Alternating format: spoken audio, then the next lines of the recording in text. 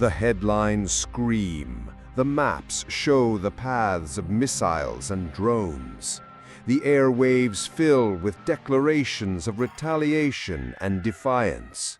The conflict between Iran and Israel feels like a wound that refuses to heal, a cycle of violence that seems inevitable. We analyze the military capabilities, the political statements, and the immediate triggers, but perhaps we need to look deeper. Beyond the clash of armies and governments, is there a more fundamental struggle, a sickness that plagues nations and leads them down paths of conflict and self-destruction? Just as an individual mind can be shackled by ingrained biases and false ways of seeing the world, by internal idols that distort reality, so too, it can be argued, can a nation. When a state, particularly after a foundational upheaval, embraces a rigid, all-consuming ideology and elevates it above all else, that ideology can become its own kind of national idol, an abstract, untouchable dogma demanding absolute loyalty and dictating actions regardless of the tangible cost to the nation or the reality of the world around it. In the context of the conflict we see today, one nation's trajectory appears profoundly shaped by such an idol. Let's rewind to a pivotal historical moment, the 1979 revolution in Iran. This wasn't just a change in government, it was a fundamental ideological transformation. The nation turned inwards, rejecting its recent past and embracing a new, revolutionary identity rooted in a specific interpretation of faith and politics.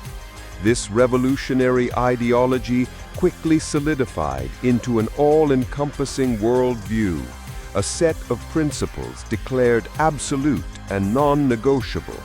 It became the new idol the nation was called to serve. This idol wasn't just about domestic governance.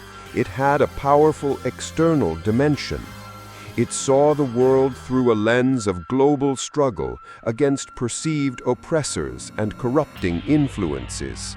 It prioritized the export of its revolutionary ideals and the support of movements aligned with its vision across the region, often regardless of traditional state interests or national borders. And crucially, it established an absolute existential opposition to certain regional actors as a core tenet of its identity. And this is where the adherence to the idol begins to inflict damage, both on the nation itself and on regional stability.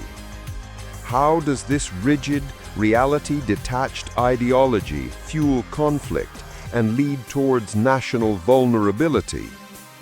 First, the idol enforces ideological blindness to reality. The world is filtered through its dogmatic lens. Complex regional dynamics are reduced to simplistic narratives of good versus evil, oppressor versus oppressed, dictated by the revolutionary texts and pronouncements. Opportunities for pragmatic diplomacy or mutually beneficial coexistence are often ignored or rejected because they conflict with the idol's absolute demands. Facts on the ground that contradict the narrative are downplayed or denied. This leaves the nation operating on a map drawn by dogma, not by reality. Second, the idol demands the sacrifice of national well-being for dogma. The needs of the people for economic stability, for infrastructure, for basic freedoms are subordinated to the idol's priorities.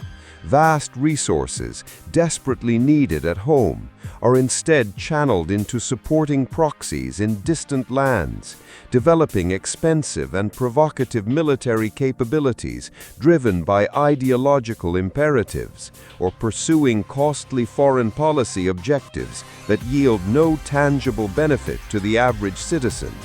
The abstract idol consumes the nation's tangible lifeblood.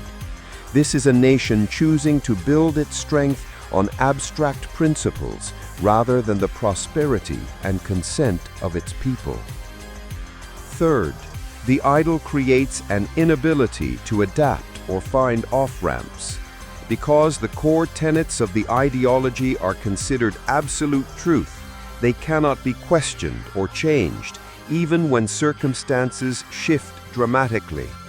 This locks the nation into rigid positions, making compromise or de-escalation incredibly difficult, even when it might serve the nation's pragmatic interests. If a core tenet is the absolute rejection of another state's right to exist, or a commitment to regional upheaval, the nation is trapped in a perpetual state of antagonism, unable to change course based on new information or opportunities for peace. It is confined by its own declared immutable truth. Fourth, the idol's demands lead directly to self-inflicted isolation and antagonism. When a nation's defining characteristic becomes an ideology calling for revolution, confrontation, and the dismantling of the existing order, it naturally alienates those who benefit from or wish to maintain that order. Alliances become purely ideological, brittle, and conditional. Sanctions and international pressure become inevitable consequences of prioritizing the idol's demands over integration into the global community. The nation finds itself increasingly alone, its vulnerability growing precisely because its actions are dictated by dogma rather than pragmatic statecraft aimed at securing genuine, broad support. Finally, maintaining the idol's dominance requires crushing internal dissent, leading to decay. Questioning the wisdom of sacrificing national well-being for ideological purity, or pointing out the disconnect between dogma and reality becomes a threat. Intellectual freedom is suppressed, open debate withers, and the space for critical thinking, essential for a nation's health and adaptability, is closed off. The most dynamic elements of society may be stifled or driven out. The nation hollows itself out from within, becoming less vibrant, less innovative, and ultimately less resilient. Look at the conflict with Israel through this lens. While Israel acts to defend its perceived national security interests, its fundamental antagonist in this long-running tension is a state operating, in significant part, on an ideological platform that includes an existential threat against it. The financing and arming of proxies on Israel's borders, the calls for its destruction, the recent direct attacks, these are not solely driven by traditional state-level disputes over territory or resources. They are, in large measure, manifestations of the idol's demands, enacted by a system whose legitimacy is tied to upholding those revolutionary principles, regardless of the immense cost to its own people or the predictable reactions it provokes. The current escalation is the visible, violent consequence of one nation's adherence to a rigid, abstract ideology that demands confrontation and sacrifices the tangible well-being of its citizens for the sake of an abstract, revolutionary vision. It's a nation trapped by its own idol, its actions dictated by dogma, rather than a pragmatic assessment of how best to secure peace, prosperity, and stability for its people. The tragedy isn't just the conflict itself, but the self-inflicted wounds of the nation held captive. It's a stark, painful lesson in how prioritizing an abstract idol over the tangible realities of governance, adaptation, and human welfare can lead a nation not to glory, but towards isolation, internal decay, and perpetual, costly conflict. This is one way nations fall, not always conquered from without, but crippled from within by the ideological idols they choose to serve.